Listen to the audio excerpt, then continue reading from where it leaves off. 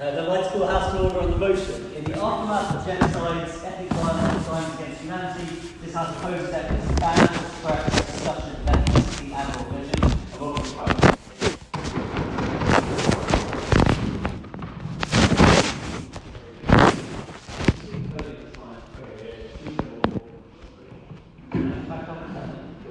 No.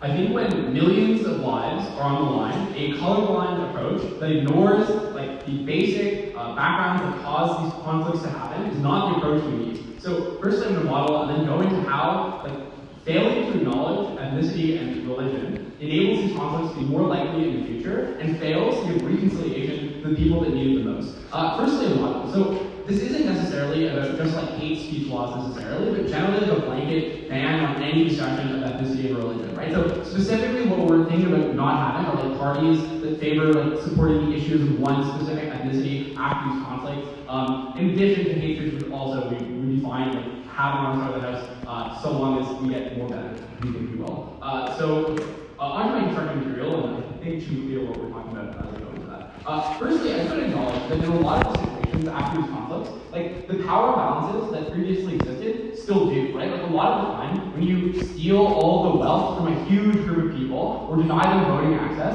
they often are still in situations of mass amounts of poverty. Moreover, we think that often genocide and conflict between ethnic groups is often cyclical in nature, i.e. if you look one ethnic group wrongs another, there's a lot of desire for retribution, which means that the risk of further genocide is something that always needs to be considered in this debate. Okay, so why is it necessary to acknowledge ethnicity, right? We'd say that firstly, genocide and crimes against humanity often at their core are about the destruction of human identity, right? Destroying a language, destroying a religion, getting rid of a cultural identity that previously existed. It's not even always just about killing people, residential schools destroying languages, for example, right? I think that being able to discuss an ethnicity is necessary to rebuilding it in that sense, right? It's hard for marginalized communities to advocate for things like in schools where they will reteach the language that was destroyed through genocide, or talk about how they're going to rebuild their community from destruction if they can't even acknowledge that the identity they come from that was trying to be destroyed existed in the first place, because they can't talk about it through public discourse and advocacy, right? I think that you further deny their ability to rebuild after genocide, which I think is the most important part of reconciliation, when they can't have these policies. Moreover, I just want to note how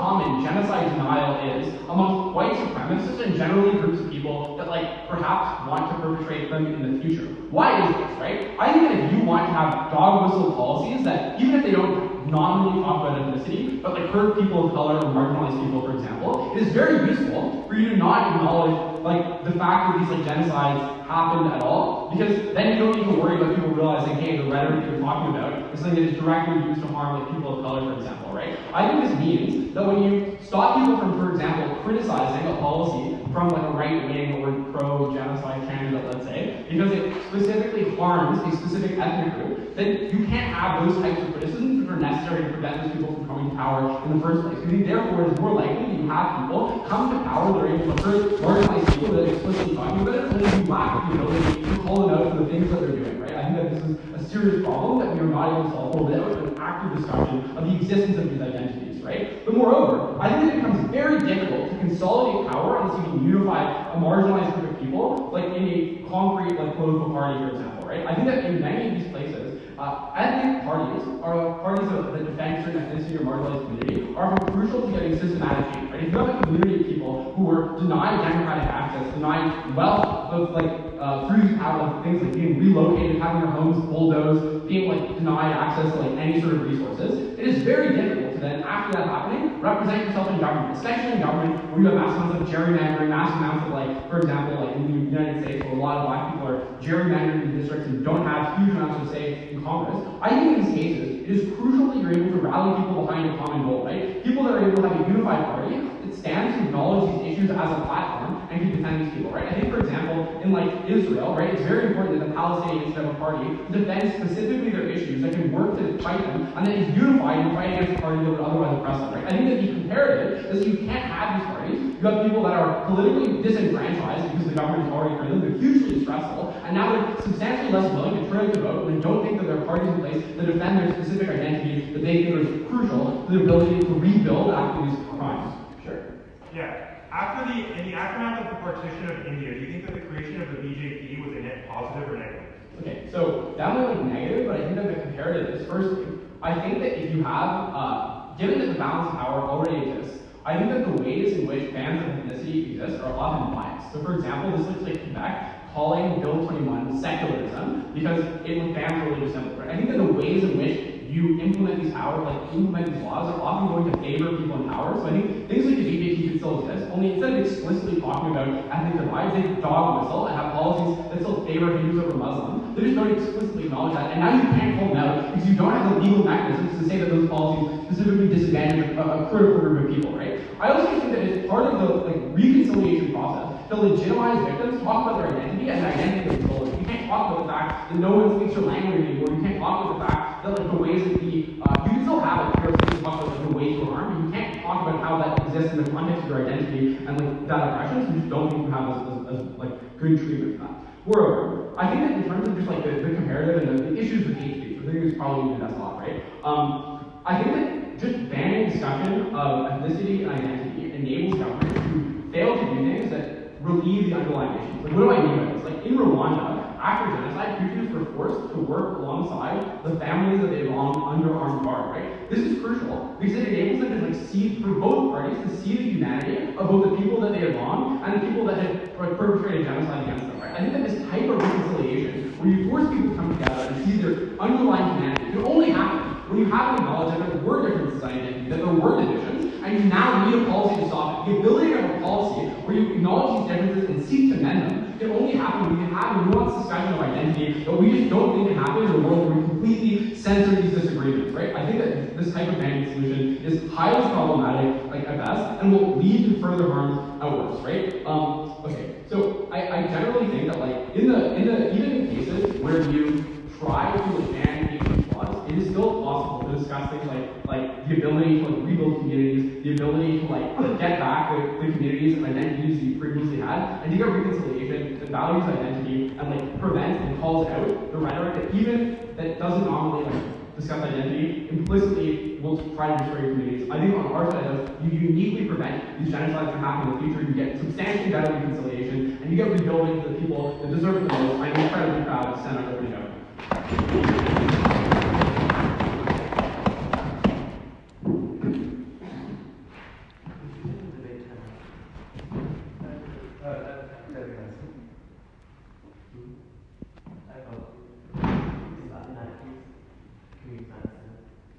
Can you hear the baby? James. I don't speak for those marks, not the legal. James, do you want me to hold up a finger when people are standing up on POIs so that the speaker can actually tell that someone's standing up? Because right now so I'll hold up a finger if they're standing up so you know they're standing up.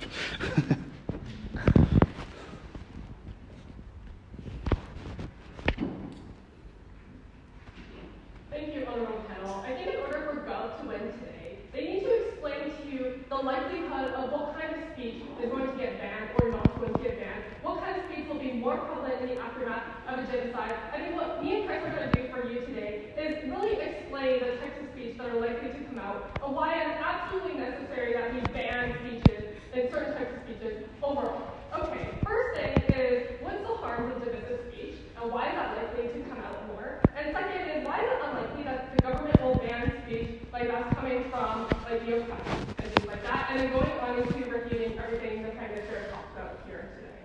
So let's get into my first point, is the harms of divisive speech overall, right? So we're saying that in the aftermath of the genocide, there are going to be cases, many cases, where speech about denying the carnage, and they're going to downplay a lot of the damage that has happened in these kinds of cases, and this is really, really harmful for numerous reasons, right? Why is this particularly harmful? People tend to have more divisive speech in the aftermath of the genocide for these reasons, right? Number one, to avoid their own culpability by downplaying this entire situation, right? Why is this likely to happen is because unfortunately in the case of genocide, it is not as clear cut as one type of group that is committing all of these harmful acts, right? Because people like bystanders and people that don't do anything also kind of indirectly play into the harms that were actually created within genocide and crimes against humanity, right? So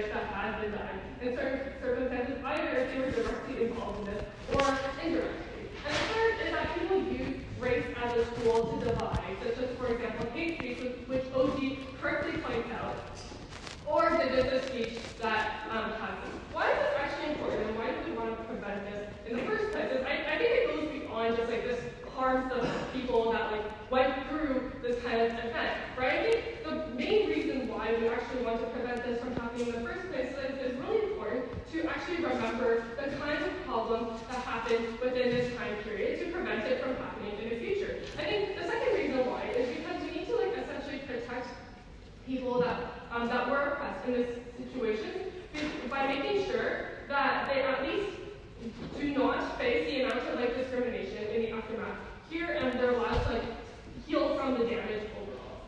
Second point is, why is it unlikely that the government will ban speech from the oppressed overall? There's a reason why, for two reasons. I think one is that we want to characterize what the interest of the state is like post-genocide. And I think this contradicts exactly what you talked about, because there are three main interests of the state post-genocide. Now, one is like reconciliation, right? They want to make sure that like people are able to reconcile. Two is to reunite people of different from different backgrounds and to make sure. And three, ultimately, to move forward after this, right? Why does this actually align with what the state wants in this particular situation? It's like after the state is less likely to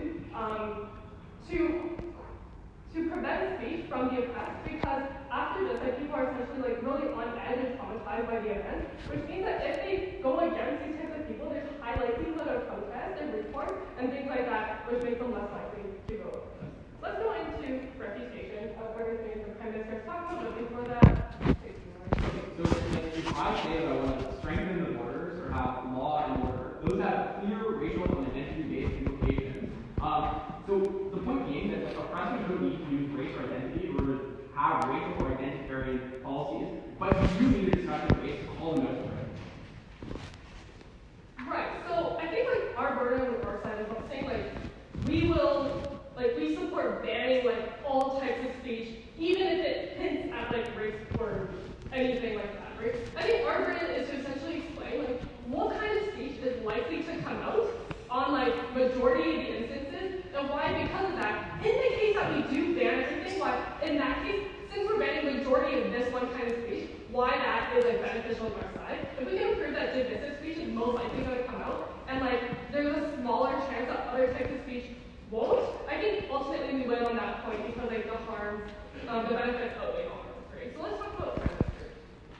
I think Prime Minister came up with like a bunch of good arguments. Let's talk about them. So first is that they talk about how the power imbalance still exists, and like these kinds of issues are cyclical in nature. So there's likely that, for example, in the future a genocide will happen again, which is why you need to talk about it and like reconcile things like that. Why does this ultimately fail on your side? Because unfortunately, you cannot just reconcile if everybody just happens to talk about something. Because at the end of the day, in order to reconcile, there needs to be like a different shift in the balance, right? Like because in this case, we want to make sure that divisive speech and speech that is harmful or hateful doesn't get spoken out again to nurture that reconciliation process that OG wants to talk about. We absolutely cannot have that on their side of the house. The second thing they talk about is like marginalized communities that need to be heard and things like that. You have like issues like residential schools that harm a lot of marginalized communities in the aftermath of genocide. And we completely agree with this certain situation. The reason why this is likely to happen on our side of the house is essentially because governments are unwilling to essentially like have policies that harm minorities or the marginalized after the fact of the genocide, simply because it's such a sensitive time and there's high likelihood of like overturn and like protests and things like that. They want to make sure that you have the best like reconciliation process as possible. And then they also talk about like the commonality of deniers of these kind of genocides. And I think that this mainly happens due to like people forgetting history, which is essentially one of the mechanisms we have on our side of the house, which is reminding people and essentially being able to like suppress speech that is completely like untrue in nature, and we think that is particularly beneficial on our side. Then they talk about how parties that promote one type of ethnicity will like arise and cause harmful. Right? I think this is completely okay if like parties that support the oppressed come out, essentially because you need that like kind of reconciliation process to be able used to support the people that were essentially suppressed below Israel. Because of these reasons, we come back to oppose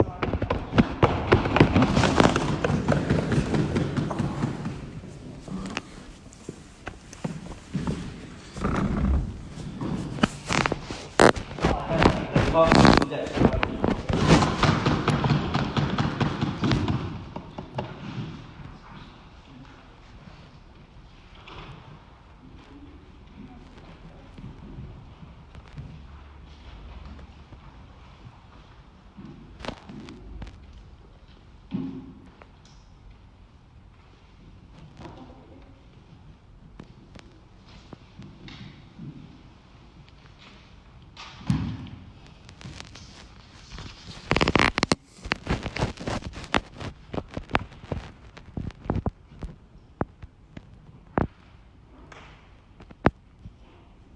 So this debate is not a debate about whether we should have laws banning just hate speech. It is a debate over whether or not we should ban like all types of speech related to conflict. With that being said, even in cases in which hate speech has been banned, i.e. like the University of Michigan imposing policies to ban hate speech, it's been used asymmetrically, and so the only ways in which they actually utilize this ban is stopping like marginalized people, specifically like black people, from like saying things like the N-word, but they don't use it when it's in favor of people who actually hold power. We tell you that, I'm going to talk to you about why I think that, even a ban of hate speech, A, won't work, but B, is probably better to just have it out in the open for actual policy change. But secondarily, I think in opening government, we're going to prove to you why it's necessary for reconciliation to have a discussion, and why if opposition wants to stand in favor of having a change in a power balance, they never actually mechanized for you how to get a change in a power balance. We tell you the only way in which you get that change is having a discussion on what type of power imbalance currently exists and pushing past that. Two main themes that happen this debate. First of all, in terms of what type of speech will be getting banned, and second of all, in terms of why it is necessary to have a discussion in the open. Okay, so first, on the case that we get about what will be banned, and the case we get coming out of opening opposition, two things they tell us. First, they say that oftentimes, things like hate speech are used to divide people. I'm going to respond to this. I think that this is probably the strongest off point, but also kind of a weak point. A few things. First of all, I think that oftentimes, even in the cases in which you are going to just be open about hate speech, usually, a few things. A, it's really easy to cover it up, right? So this looks like having policies by governments to strengthen borders or to harp on law and order, but really all they're doing is imprisoning people that they don't like, or forcing people to be gerrymandered, or not allowing certain people into the political sphere, right? So I think that oftentimes, even hate speech can just be walked around, and so that you can still have policies that enact hate, yet you're not the people who are being hated on, being marginalized against, aren't able to have a discussion on how to change them. That is the very problem that we're trying to fix. But secondarily, I tell you that given that people might have implicit biases, i.e. there might be people in society who do hate a certain ethnic group, it's probably better that they're able to have discussions on how they can overcome that change, as opposed to having subliminal messaging, maybe not having hiring practices that are biased against certain groups in your area. It's probably better they're able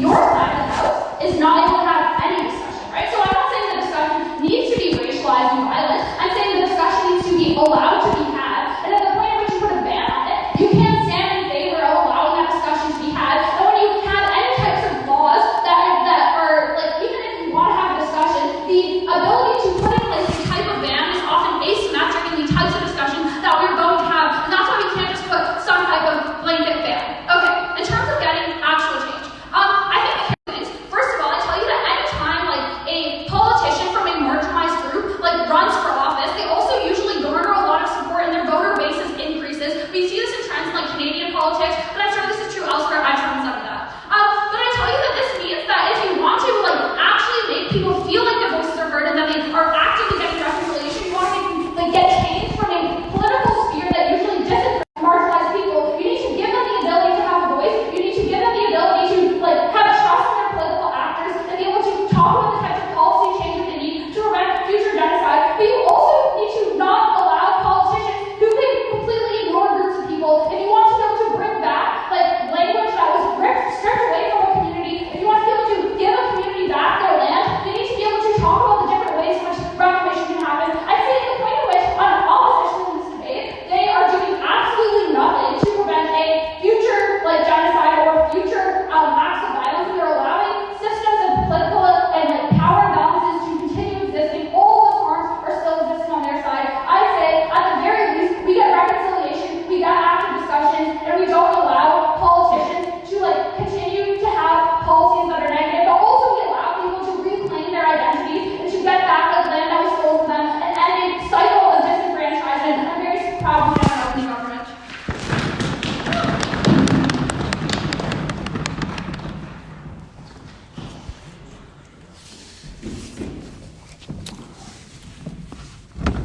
And I think that the marks off in the debt to be the rock.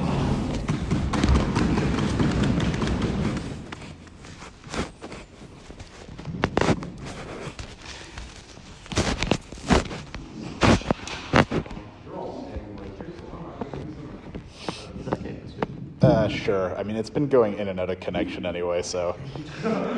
Sorry, Amin. Make my voice carry. Let's see.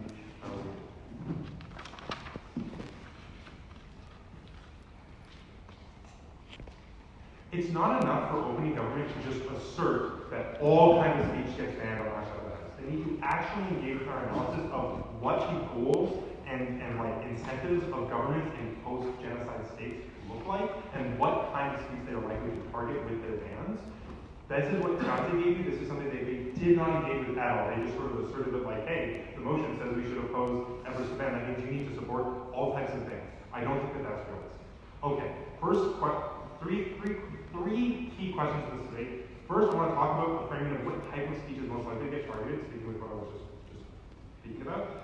Two, I want to talk about how to move forward after these genocides and acts of violence take place. And then three, I want to talk about why, even if you buy their framing, why we think getting the divisive rhetoric that we've spoken about out of the system is worth getting rid of the stuff that they've spoken. Okay, first let's talk about, I think that, like, largely what they have given you has just been assertion of it. I think what Tianzhi told you, what all of us found, is the idea that we have to consider what type of speech these governments are likely to ban and what their goals are. I think that first off, recognize that if this is the state that exists after the genocide has taken place, I think it's fair to say that group is at least somewhat oppositional to whatever institution or government was perpetuating the genocide. It's not like it's a bunch of Nazis who controlled Nazi Germany in 1946, right? So I think that means that they have at least some regard, some sense of connection to the group that was targeted. I think that's reason for us to think that they're not going to like go and explicitly say that group's not allowed to attempt to have conversations aimed at healing and that sort of thing. I think the times that they're likely to step in and ban and mark like target group is only when that discussion starts to become militant, starts to become about revenge or blame, that sort of discussion. I think discussion about healing or like Jewish people trying to find like a renewed faith in Judaism after the Holocaust, I highly doubt that's the kind of speech that we get targeted in that kind of circumstance. So I think that that's important. Alright. Hopefully we'll get some clash on that point from the post. Okay, moving on. How do we actually move forward after these incidents? I think this is incredibly important because I think that what they tell you in terms of like accepting like Hutus and Tutsis working together, accepting cultural we think that the way that you get people coming together is not one that focuses on division and blame. I think that fundamentally people are still going to need to live their lives and interconnect with each other in these post-genocide states. People from the group that were targeted, still need to do just basic human things like going to buy groceries. It's like, given all the analysis I gave you about power dynamics, that grocery store is probably owned by a member of the dominant group, perhaps even a member of the group that was performing the genocide. I think that just those basic human interactions are going to be a lot harder if there's like this conversation like divisiveness and blame, where like we're literally talking about like this is the group that did this to us, like members of that group are the ones who did this. I think that that's why we like discussions need to be centered around healing and coming together. I think like the divisive rhetoric that we want to see targeted on our side of the house, like hinders that. So finally, like I want to talk, and this is where I'm going to spend the bulk of my time, is specifically a comparison of like the divisive language and stuff like that versus what we heard out of them, the kind of things that they got. Okay, I think one of the big things that they gave us on this point is the idea of dog whistles. It's like if you ban divisive speech, then well they'll just use dog whistles instead. Okay, so first off, recognize that this is inherently mitigatory. Like you still need to know the code in order for dog whistles to work. Dog whistles aren't going to have the same like really explicit dehumanizing rhetoric. Like if you say you want to strengthen the borders, like yes, that is a racist dog whistle, but it's like Mexico is sending us rapists and thieves is I think comparatively much worse. I think that's the comparison. So like I think that like even if we can like I'd rather have like the kind of dog whistle that they talked about rather than the explicitly divisive rhetoric that we want to see. But more importantly, I think that like A, I would refer you back to my I think that additionally, in terms of dog whistles, an important thing to remember though is that like these groups can point out the if this is actually like really racially coded, you could point that out as a potential reason for it to be the target of these laws, right? Like I don't think that these laws need to be so obtuse that like what's a dog whistle? I've never heard of that before. I think that if it really is explicitly like race-based, I think that it can also be targeted by these laws. Next, let's talk about like the need for these like specifically identitarian groups. So like in the post, like we need an identitarian political party, for example, after genocide. Recognize all the analysis that they gave you about how this group is like marginalized means that when the identitarian group of the dominant group comes in, that group's going to have relatively more power. That group's going to have relatively more ability to get power in the government and to done that. This like they did not engage at all with my example of the BJP. This is really important, right? After if you ban these types of groups, it does prevent a Muslim identitarian party from coming together, but it also prevents groups like the BJP. What this means is that it is much harder for the dominant group to impose and maintain its own dominance through that identitarian politics, right? Recognize that you all I imagine most of you know who the BJP is. I'll be honest with you, I don't know the name of any identitarian Muslim parties that came out of the partition. I think precisely because the BJP has so much more power and so much more influence because they represent the dominant group. I think that they need to contend with the idea that the relative power structures means that the ability to talk explicitly about identity is going to skew more towards the divisive language from dominant group. I think we can wait because there the change between outright hate speech and dog whistling, which is still horribly hurtful to minorities, versus the risk of giving a government that doesn't value the ability of minorities to express themselves, the power to take away their ability to discuss their identity and explain the problem. Yeah, so ultimately I think that I would once again say I do think it is unlikely that this is the speech that gets targeted, but even if it is, I think that it is important to recognize that the analysis about relative power dynamics applies to the effectiveness of this case. They cannot claim that these groups have no power under status quo and that they are still the marginalization still exists, and then also argue that the kind of speech that they talk about is going to have the same public reception, it's going to have the same range as the speech that's coming out opposing these parties, right? I think that they also need to engage with the idea that there is going to be things like downplaying denial precisely for the reason my partner told you about. We literally didn't hear a word of response in terms of why people are going to want to downplay their culpability because they cannot reckon with how horrible a thing that happened, right? Recognize that genocide often shock our understanding of basic humanity. We can't understand how they could possibly so horrendous could possibly have happened. I think that they need to engage with the fact that people are going to turn to denial and turn to template in order for them to acknowledge why that kind of speech is worth it. Very proud to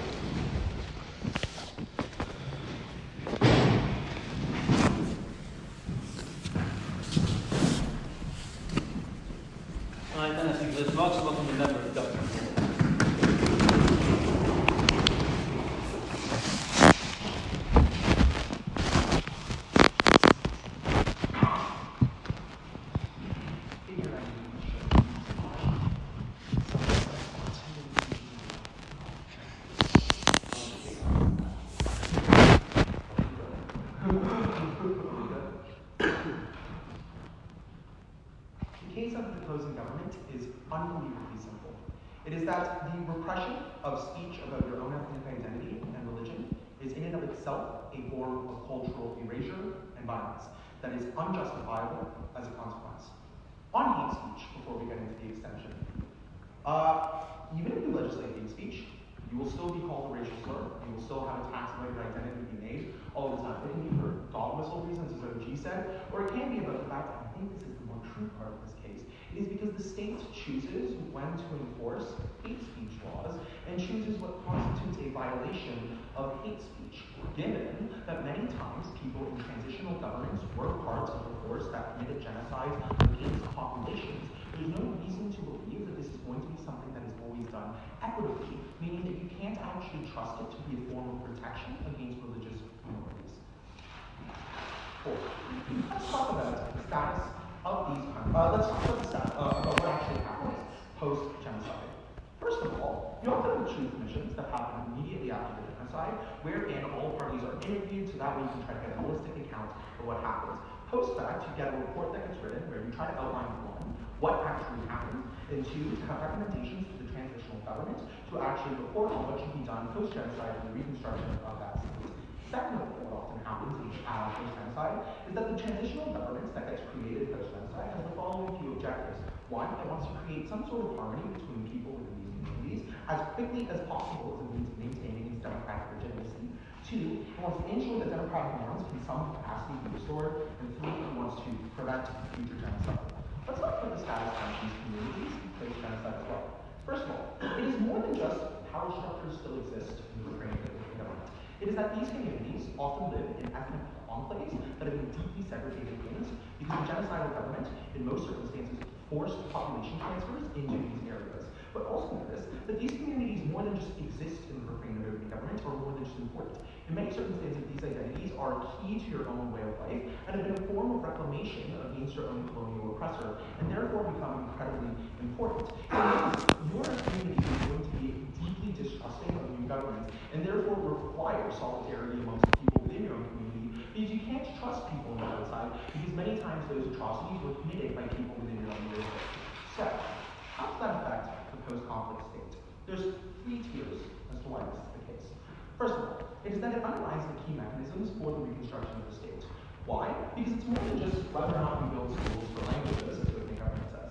It is that, first of all, incomplete accounts about what happened means that being able to do things like find the disappeared who still are out there in many circumstances becomes incredibly impossible when the methodology by which people were taken and the reasonings why people were taken and where it is that they might actually go is something you can now no longer discuss, when you can no longer figure out why you were targeting particular communities, when these kinds of reports that was something you weren't written about. But secondly, it means that a lot of times, like international infrastructure development, especially, is more likely to be given to these kinds of countries in the immediate aftermath of the genocide when there are truth missions happening. They are very unlikely to get these kinds of development funds or any sort of help from these kinds of institutions when it is unclear where it is that these resources need to be allocated, because it's more than just things like roads and shipping communities and things like that. It's also about things like building homes, religious sites, and monuments to the dead that actually happened there. And I think that that is something that becomes incredibly less likely to happen, because these reports become effectively useless when the context that created the ideological force that allows the genocide to happen is now something that the international community just doesn't understand.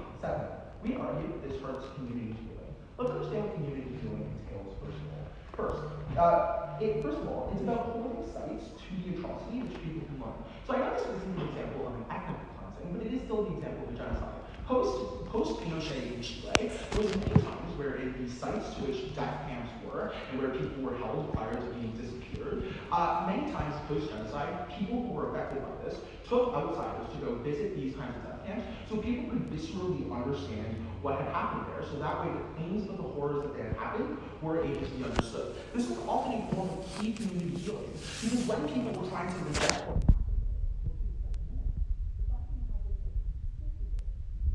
but second, it looks like community education centers where people are able to talk about their own suffering and what it is that they have gone through as a consequence. This is important because the people who we are talking about suffer multiple kinds of trauma, are facing multiple kinds of trauma at once.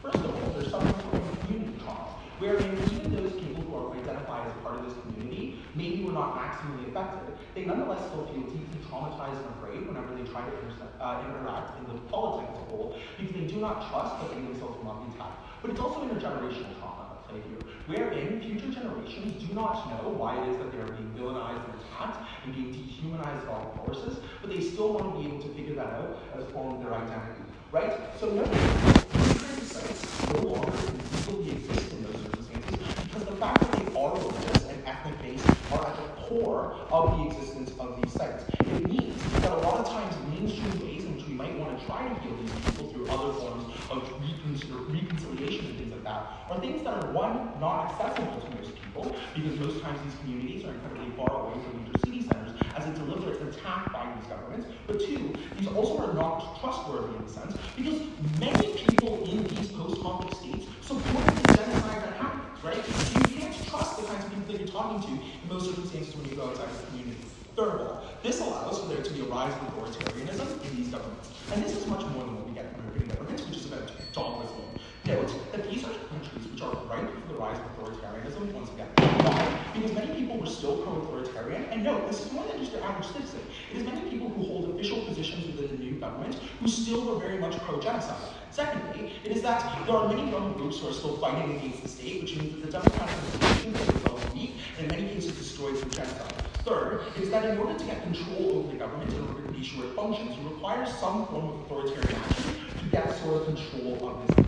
This emboldens then anti-democratic movements, because now states can choose what constitutes ethnic speech, and therefore means that you can have crackdowns. It is unclear to me whether or not a mosque is a form of religious speech, which could be banned. But to many people who support this, as often happens in minority and coalition governments in post-construction states, that becomes an actual political discussion that can happen, but means that these communities continue to be under attack under a guise of protecting. But notice that these conflicts are as well part of the collective conscience, and therefore will exist at all levels of the politics. Existence is in and of itself a political action for many of these communities, and it represses you when you cannot exist in as you are. But it also means many ministers who were involved in this kind of way now no longer can be questioned when their past is now something that is banned by the state.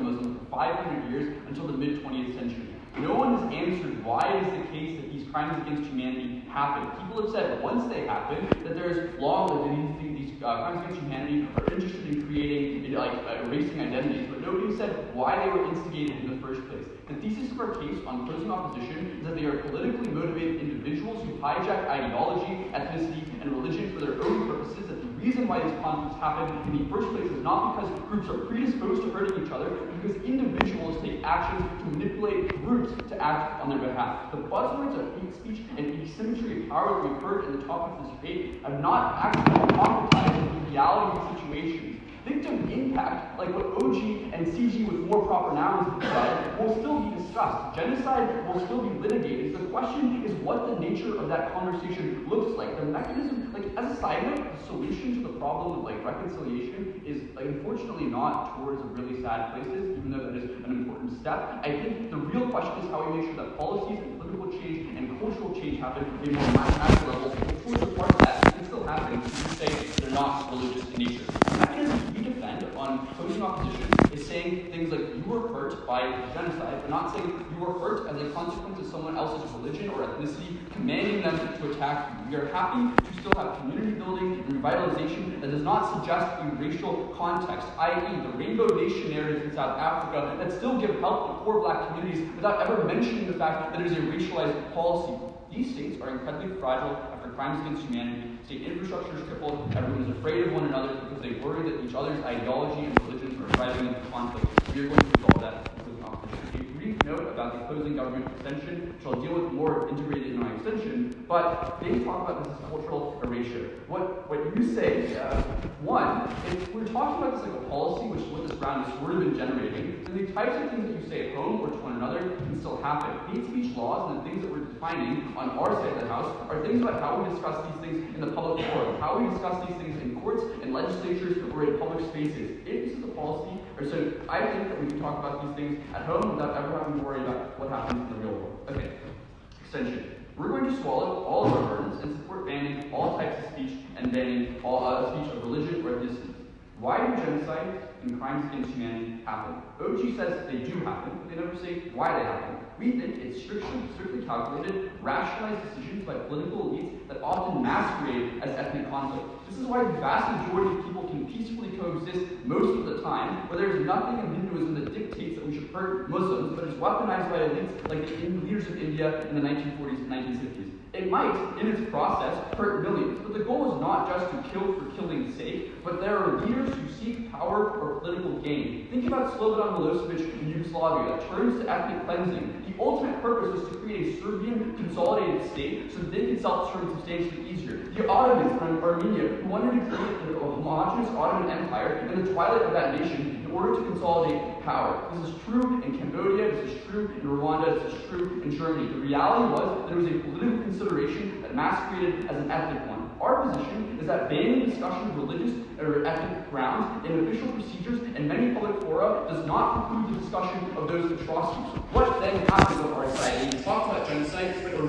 prohibited from talking about ethnicity or religion. Number one, we remove the ability of religion or ethnicity to hijack the discussion. It is actually hard to make progress if you situate two ideologies or two cultures against one another. Because newsflash, those things are really hard to change over time. The reality is individuals took those ideologies in India or in Rwanda and said that they were implicitly oppositional to one another, but in reality, they are not. The alternative, you can't, unfortunately, CG, you can't trust a government that is hijacked by evocative and emotional discourse that says that two religions are opposed to one another, and that was the reason why the conflict happened in the first place. The alternative, notably, on their side of the house, is that parties represent or pretend to represent religions when they end up going into government. They say that they are legitimate at the exclusion of other groups, so it's why the case that, this is why the case that Hindu nationalism is so powerful in India, is because they say that they claim legitimacy over all other parties. That is incredibly hard to create any meaningful progress on their side of the house.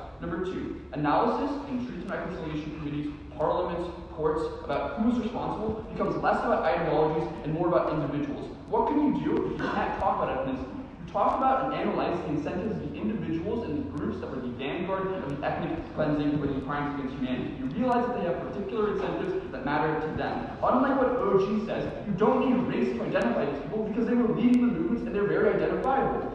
Moreover, race makes it hard to realize that in some cases there are instigators of conflict on both sides. For example, Paul Kagame is a very controversial figure, but because of the way that we talk about ideology, he is insulated from criticism because he was on the side that we define as more correct. That means it's incredibly hard to talk about leaders and incredibly hard to talk about the real reasons why these conflicts happen.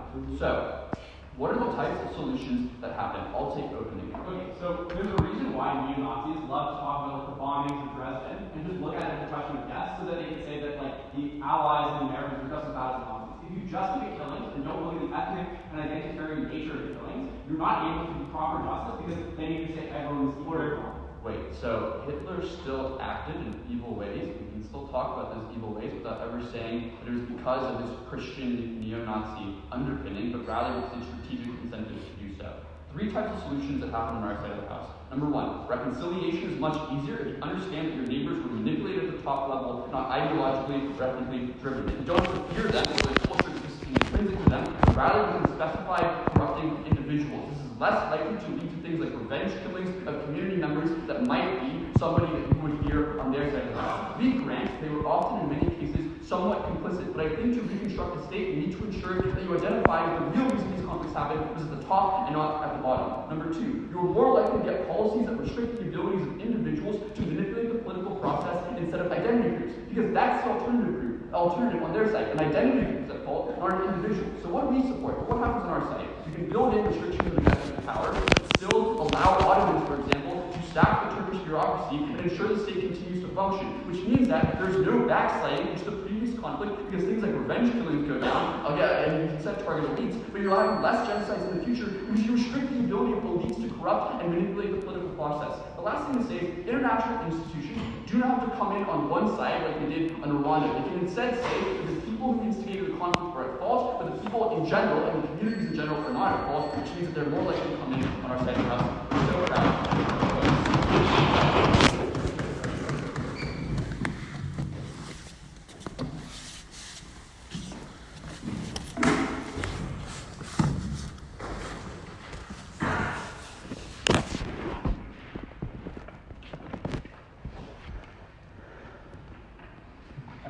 There's remarks from the government with here.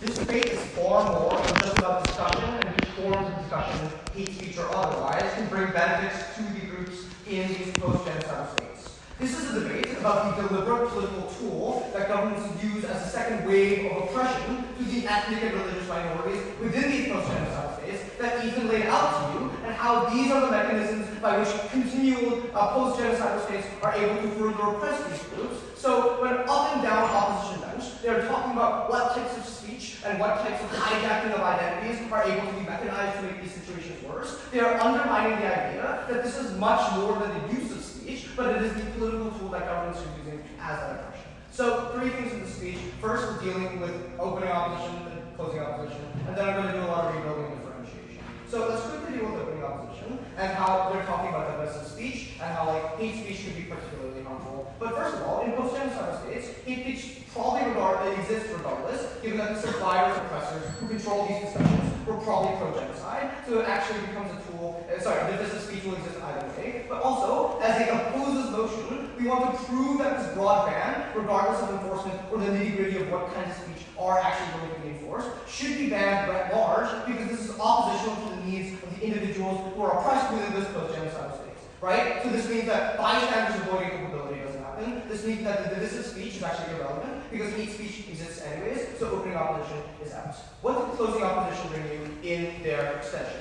They say that politically motivated individuals are not able to hijack identity as a form of using that kind of rhetoric to further oppress these individuals. So a couple things on this. First, the genocide has already happened, but more importantly, the ethnic identities of the individuals who are oppressed probably still exist, and obviously they are still distrusting of their oppressors, so the mechanism of policy change or anything else that closing opposition brings you never serves to prevent future genocide, because these policies are unilaterally controlled by the oppressive governments, and they could dictate how these things are changing within their new post-genocidal states. I think also, at worst, weaponizing identity to be oppressive exists either in an odd world in which subversive ways to suppress the same ethnic minorities still can exist, because it is these powers and the ones who have the power in these post-genocidal states are still able to actually have dominance over these smaller ethnic minorities, whether or not they're able to weaponize identity or ethnicity or religion as the means of doing that oppression. That oppression can still exist at any level, just because of the power imbalance that inherently exists in states that have had crime against humanity. So, on closing government, at the very least, we are giving meaningful ability for community healing to exist at the level of having spaces where ethnic discussion is welcome. I don't think that particularly weaponizing the individuals who are already going to oppress these ethnic enclaves anyways is the mechanism by which this debate should be weighed. Because conflicts happen at Also, closing opposition says that conflicts happen at individual levels by hijacking identities, and this is absolutely false. Because this is certainly about ideology. This is certainly about the individuals who are maybe the face of particular ideologies, but requires an entire political movement or entire belief systems that huge amounts of populations ought buy into before any of these kinds of radical crimes on humanity are able to be mobilized at all. It is not just one individual who hijacks their opportunity and identity as a mechanism of further oppression, right? So ideology makes other people complicit of these crimes. It also requires entire populations to buy into them. So So this isn't just one person who can single-handedly hijack these narratives and use this in their ways of being more oppressive. So closing opposition is wrong on those wrongs as well. So, finally, what is the extension that Ethan brought to you? How do we differentiate ourselves from open government? And why have we chosen the best avenue of debating this motion as treating this as an action that governments use against oppression, rather than the types of discourse that may or may not happen in these post-conflict states, because we truly would not be able to fully estimate what that would look like. The action of the efforts to ban discussion. Open government says discussion is important to identity rebuilding and why your ability to criticize governments to enact policy change, be it political, religious, and ethnic groups, is particularly important. But what they miss out on is that even though that discussion could be important, the lack of having that discussion is in and of itself the second wave of repression that exists for these individuals. They do not explain why governments are actually banning this discussion, but Ethan did. Because Ethan claims that it is the ways in which these governments are able to control the rhetoric single-handedly, because if you are banning the discussion on religion and ethnicity, it is only then the individuals who have the most power within the states who get to determine what the actual events of the post-conflict states look like, and they are the ones who get to determine what the story is moving forward. Go ahead. Yeah, if you want to claim that because of power dynamics, hate speech is going to be allowed on either side of the house anyway, you need to engage with our analysis that banning divisive speech is most in line with the goals of post-genocide states. Okay. These post-genocidal states can still have the power to be oppressive to these individuals, whether or not they choose to use this particular speech.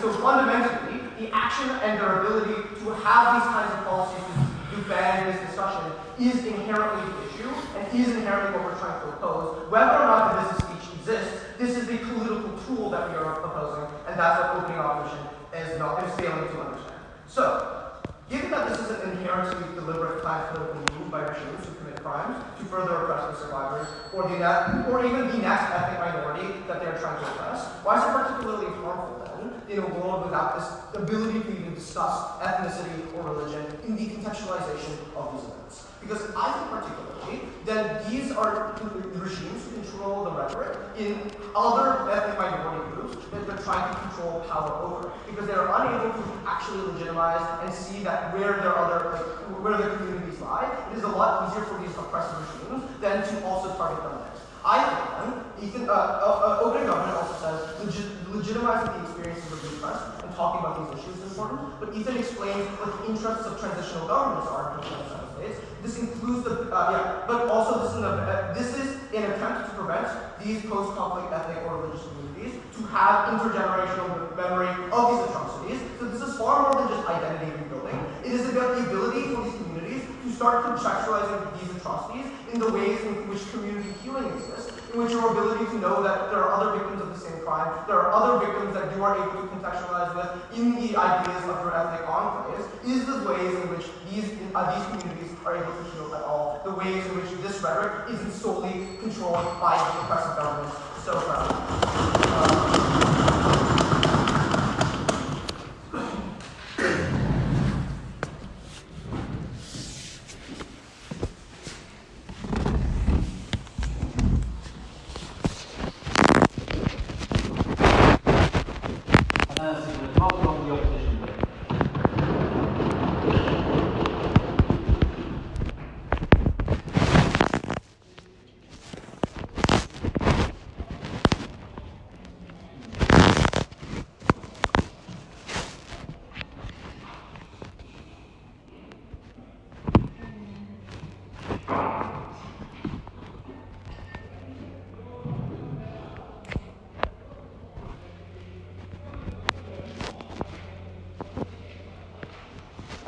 Just 1 second.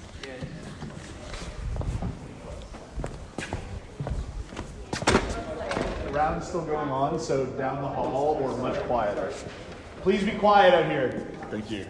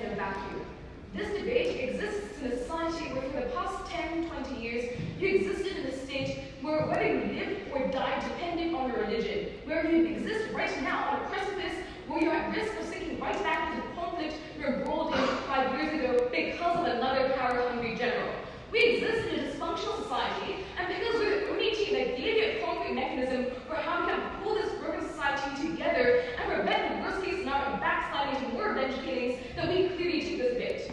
I'm going to approach my speech by first of all clearly framing out the CG case, then telling you what clear is outlined by us, and then engaging with the OG case. So let's go straight into their case, right? They gave us two main claims. First of all, they characterize these things as authoritarian and that this policy is a mechanism of oppression of minority groups. Two problems with this.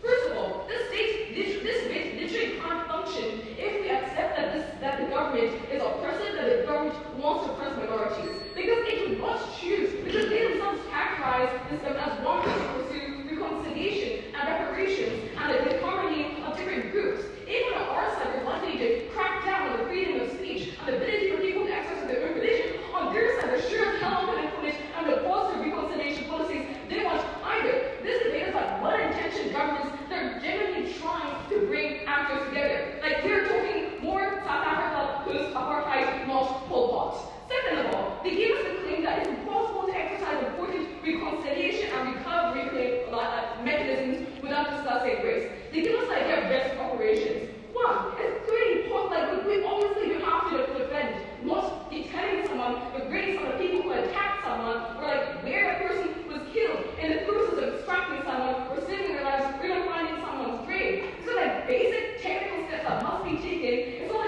like if they want us to prove, to argue that we just want people to say the word like black or Afrikaner, then they want us to also prove that because we don't support the discussions of religion, we don't allow people to exercise their religion. Like, this is obviously about discourse, about discussion, and evaluating the origins of conflict, the blame of conflict. Like, this is about discussion, yeah? But second of all, on our idea of death counts, right? We definitely agree that obviously genocide and conflict is at the heart of national history and must get acknowledged. What we would say to you, though, it's so much better for us to approach the tragedies from a relatively de-racialized perspective, because acknowledging that this group of people have undergone huge suffering, or that this is absolutely unacceptable, is important, but we shouldn't approach it by saying this group of people, because these groups are diametrically opposed. It's really, really bad. We think it's better for us to approach it from the lens of class, lens of politics, lens of we're two people or groups of people that all exist under the same flag, under the same nation, but circumstances have undergone immense amounts of turmoil. But let me engage with the best form of the argument, right? So it's just to say that people should like engage with their racial and religious identities and understand the cost of their conflict. One, your understanding of yourself should definitely not be grounded in your race. One, because I think that erects barriers between racial groups and ethnic groups that have been at odds for so long. And two, because that makes you incredibly susceptible to the kind of political manipulation which was at the root of conflict in the first place. For example, Tutsi generals who raged against Hutus in order to gain support were at the root cause of direct and revenge killings in the future, and the point at which we chill this kind of discussion is the point at which we prevent this kind of political agitation from happening again. Okay, so for these reasons, we think that they are facing this debate in the wrong context. They're talking about wrong kinds, they're pushing the wrong kinds of realism upon us. They can't take this debate. But let's look at our extension, right? Now, why clearly outweighs OG? First of all, because we think that they didn't really bring much to the table, yeah? They were really soft, they were only able to talk about some kinds of speech, we were happy to talk about all kinds of speech. We actually go to a farm, explain to you what it's likely to occur, and they also have no solvency. Reasons why we prevent this conflict. I'm happy to hear that, so I'm taking it there. What we gave you is that like politics is at the root. We gave you 4 mechanisms to results. What was their response to this? Well, it was that everyone is involved in the conflict, not just politicians. One, the strategic significance of this kind of attack, but they didn't use a single one of our many mechanisms, and the point at which we tell you that these mean that we can actually prevent the worst case scenario from backsliding, is the point at which they don't actually engage with our mechs. Like, telling us that it's not actually politics isn't really important if we tell you that bringing us politics is still the way to go when it comes to achieving our outcomes. But second of all, this really is not true. They didn't give us a single counterexample at which it was inherently two groups which are like this close to hate each other regardless of what political circumstance it was. Like, for example, the Tutsis and the Hutus weren't even meaningfully different racial groups until decolonization happened, and it was profitable for politicians to raise the Tutsis above the Hutus. Like, for these reasons, we think our characterization is very much the winning one in this debate. So for these reasons, we think our extension is also incredibly important. Go for it. Everything. Oh, sure. I think